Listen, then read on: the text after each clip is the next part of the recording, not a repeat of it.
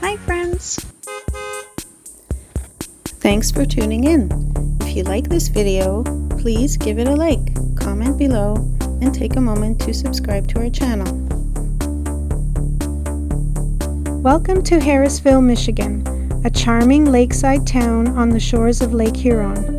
Known for its beautiful state park and sandy beaches, Harrisville is a favorite spot for people who love the outdoors. The town was first settled in the 1860s during the lumber boom, when the area's tall pines brought many workers and families here. Logging and milling shaped its early years, with ships carrying lumber across the Great Lakes.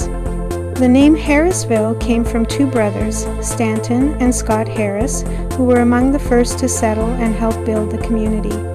As the lumber days passed, the town turned to tourism, welcoming visitors looking for a quiet and scenic getaway. Today, Harrisville still keeps its small town charm with festivals, local shops, and its historic lighthouse. The surrounding Huron National Forest offers trails, fishing spots, and endless natural beauty.